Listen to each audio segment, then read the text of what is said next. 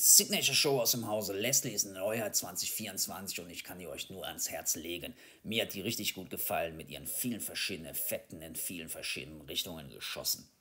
Wenn es euch gefällt, Daumen da lassen, Kanal abonnieren, mal in den Videobeschreibungen vorbeischauen, ob ihr da was findet.